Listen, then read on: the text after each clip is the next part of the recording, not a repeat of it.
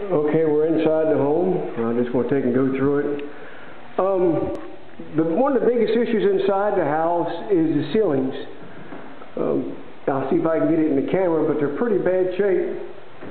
It's old plaster. You can see where the crack goes along the ceiling here.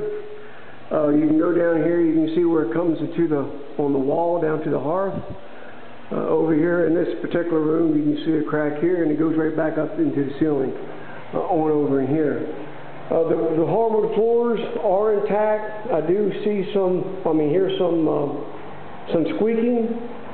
So you might be able to dress those up, but I think they're a good candidate to be refinished. If you just sand them down to the bones and scrape them, I think they're turning out nicely. Again, the whole house needs to be repainted. More ceiling damage right here. The thermostat should be checked to make sure that it's set to the proper temperature. What you're seeing here is actually the temperature of the house. In fact, I would recommend updating it to a new digital one. They're just a whole lot more accurate. Again, paint. I would paint a nice neutral color and use an enamel. I would make the doors and the trim all the same. Again, we have several different knobs. These knobs aren't bad, but I would make them all the same in the house. In fact, I would replace them. Again, I would paint the doors, the trim, and then the bottom baseboard, I would make it all the same color and let the change in the flat. I would use a semi-gloss, not a high gloss. It's an old house. It's going to show a lot of imperfection if you use high gloss. The fireplace, again, needs to be cleaned up, muriatic acid inside the box. Joints seem to be intact, just needs to be cleaned up and again checked for draft. The walls, typical, they're going to have to be prepped. In the kitchen we have a big issue here. The opening is done ad hoc, and I'm trying to be kind here. I don't want to disrespect anybody. I mean, it was the handyman that did it, and that's okay, but you can see this is a full before post, and they did some type of trim to try to dress it up, but they didn't really know what they were doing. It needs to be dressed up and cased out properly. Again, down here on the bottom, you can see the crack where they added the bump out on in the hardwood floors. There are several ways to fix that. There are reducers, and there are dividers, and then there's an inlay where you take a 3 or 4 inch board and you cut that wood out and you put a header in there. And what I mean by header, let me go over and show you on the fireplace hearth what I mean by a header. You can see this board right here around the hearth. That's what's called a header, and that's an inlay. It's in the floor. So imagine, if you will, the two floors, the inlay, header coming out all the way across, and boards butting each side. That's the way it should be done. You do have some T trim, and I've put that in the a copy of the different trim pieces and punch-out report that I kind of did for the principals. I don't know if you can see it, but what I'm talking about is a T-mold right here. You can make a small insertion in the wood and put that down. My only concern is once you get this table out of the way, and you'll see what I'm talking about, it looks like it's out of square.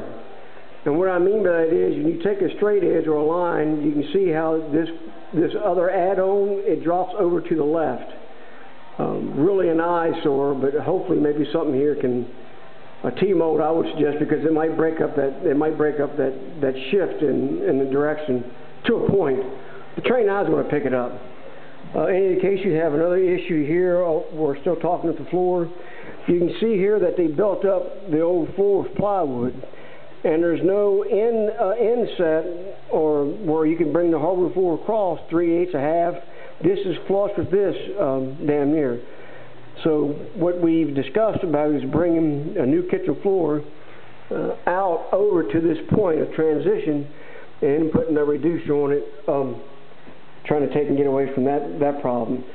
Electrical, you have a major electrical issue here. This wire goes over to the hot plug, and he joy-rigged it. The person that set it up, he joy-rigged this plug-in to be plugged into this extension cable that runs up inside the cabinet, and I'll show you here. Again, I'm not trying to belittle anybody. I'm just showing you what they did. You can see the cabinet, how the wire's been run across inside the cabinet. all the way over, and he did a temporary light up here. But the issue is that this again is just a joy rig, meaning that it's wire that he put in here, and eventually where he got power at was in this outlet. It needs to be, all that needs to be taken down, an appropriate light, and wires put back in the wall properly and fished down to the breaker box. And let me show you the refrigerator here. The refrigerator at this level doesn't even have a plug-in in the back. It's plugged in to this just joy rig that he's done, so just FYI. The countertop seems to be intact. I'm not real happy with some of the knobs, but they do work. There's no leak, no dripping. So we could probably be fine with that. We are going to paint inside the cabinets. They're pretty dirty, so we're going to dress them up, paint inside. I'll take some Murphy's Oil soap and some putty and dress up the outside and some liquid gold, and hopefully we can get those looking where they're presentable. I'll probably take this piece of trim here off.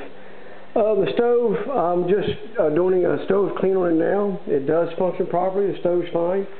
I couldn't even see in the glass when I started cleaning it, so hopefully that'll make it better. The fan works fine, but there's an issue here. It's deteriorated. The paint has. I don't know if we can get another one to replace it. If not, worst case scenario, I can take this down and I can refinish the paint. Mechanically, it functions, no problem. It is vented properly, but it's going to be a can of worms. You can see a lot of this from the angle. It's pretty rough. That needs to be refloated. The plaster there does. We have an emergency switch here. Again, something for the electrician. He can maybe move down where we can get full access to it. I don't like that. Again, the doors are in pretty bad shape, but if we paint them appropriately, I think we can get by with them. The floor, again, this kitchen floor is atrocious. It's going to have to be replaced, no doubt. But again, the systems in the house are solid. The heat works fine. The stoves work fine. The sinks and plumbing work fine. No leaking of any sort anywhere internally. Again, this is the sunroom. And it was outside porch. They made it into a sunroom, however you want to call it. I'm going to try to see if I can't get an oversized plate. This is not proper here. It's back inside, but it needs to be cleaned up. Screens need to be taken out and flushed out. And again, I'll oil and go through the mechanics and see if I can't get them up to speed where they're usable. I'm going to take and pop this off. This is an odd piece versus the rest. It's just, again, it just ad hoc done from a professional standard. We got two pieces of glass that need to be replaced. I think we can replace those. There shouldn't be a problem. Again, we already discussed the outside issues with respect to the ramp. I'm going to peel all this stuff here back and repaint this in here. It should be fine. Let me see, what else? As you go back to the house, excuse me, just odd and end stuff. We got some more messages to take off here, but most of the time, if you got issues in the closet, you're going to see them on the inside. The closets are intact. They're small, but they're intact. Paint them up, they'll be fine. The bathrooms in the house are beyond repair. The flooring, you can see where the floor is bowed. Whoever put it down used a tar type mastic and the blacks bled through. Pretty bad. Over here, the shower and stuff, you know, it's intact, but again, they've ad hoc put some type of, you know, they try to reseal it with some towel caulk. Not very nicely done. It's pretty bad, but I think she's got a contract. She is going to replace all that. Put an insert in here and new tub, sink. Like you talked about, just maybe doing the towel on the back wall, but yeah, it's pretty bad shape. Again, the windows, you can see the condition of the windows, not just the paint, but also the glazing on them. And I'll show you the other rooms, subsequent rooms, where it's a whole lot worse than that. Don't want to waste much time here. It just needs to be gone over. Again, it's intact. I think if we repaint the house and finish the floors and do a little detailing here and there, we'll be fine. Again, you can see the glazing. You can see how the glazing's come up and moved out. Again, right here, it's a good example of it.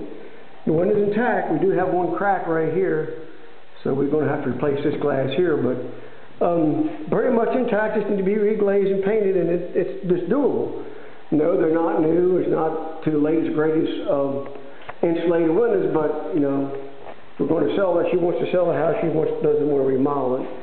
And that's with most homeowners. Again, we got knob issues here. You got two different type of knobs here. You can see we got one type here and another type here. This is not a bad shape. If we can get all of them like this, I could make those work. Going back in here, again, we have an outside knob. There's a lock on it, probably a secure room. Kept some personal items in here. Again, the window conditions.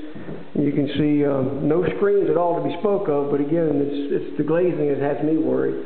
And it's not to the point where there's rotted. It's right at the point where it needs to be done. I mean, the house is probably a year, maybe 2 years late with respect to painting, but it's held up quite well.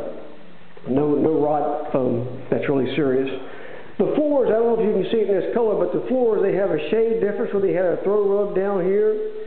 And what happens is when the light comes in, if you have a throw rug down, there's a darkening and a lightening of wherever that rug was at, and that's what I'm seeing here. Again, against the baseboards, they had old carpet and tack strips in here too at some time. That all needs to be pointed and puttied up. I'll show you here in the hallway while I'm mentioning that.